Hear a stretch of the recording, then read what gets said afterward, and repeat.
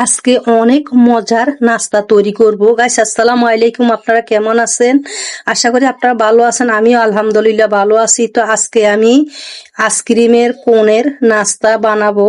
তো এই কোন আইসক্রিমের জন্য আমার যা যা লাগবে, আমি এখানে প্রথমে একটি আলুরে আমি গোল গোল করি, সুন্দর করে সাইজ করি কেটে এখানে আমি তেলের মধ্যে লাল লাল করে ভাজি নিব। তারপরে এখানে পেঁয়াজ কুচি, রসুন কুচি, কাঁচামরিচ কুচি সবগুলো একসাথে আমি অ্যাড করি ভাজি নিছি।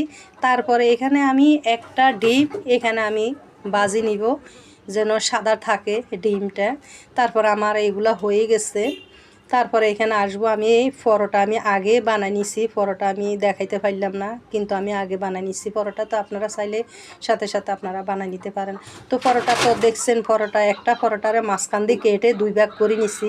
মোট এখানে আমি তিনটা পরোটা আমি কেটে কেটে নিছি। তো দেখুন যেগুলা মানে আঁকা বাঁকা দেখা যাচ্ছে, সুন্দর করে আমি সিসা দিই কাঠি আমি একদম গোলভাবে নিছি। তো এটার নাম হয়েছে কোন আইসক্রিম। আমরা যে আইসক্রিম খাই, কোন আইসক্রিমের মতন করে আমি এই নাস্তাটা আজকে আমি তৈরি করতেছি। বিশ্বাস করেন, আপনার বাসায় যদি আপনার ছেলে মেয়ে যদি থাকে, এই কোন আইসক্রিমের নাস্তা যদি দেখে, একদম আর কোনো বায়না করবে না। অনায়াসে আপনার নাস্তা যা থাকবে সব একদম চেটে ফুটে খাই ফেলবে।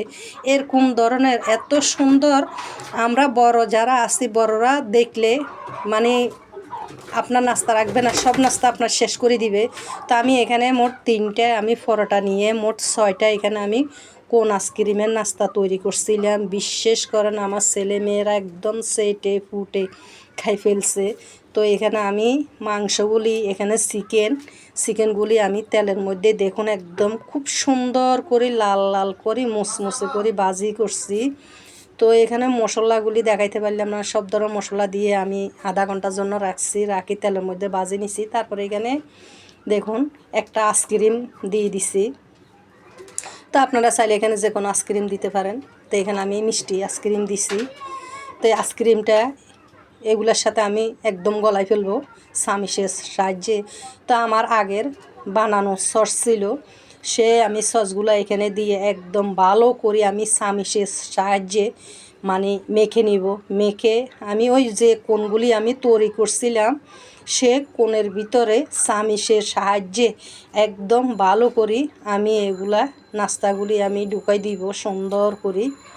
তো এই তো আপনাদেরকে দেখাইতেছি কত সুন্দরভাবে আমি নাস্তাগুলি ঢুকাইছি, যে আমি যে ফুরগুলি আমি তৈরি করছি।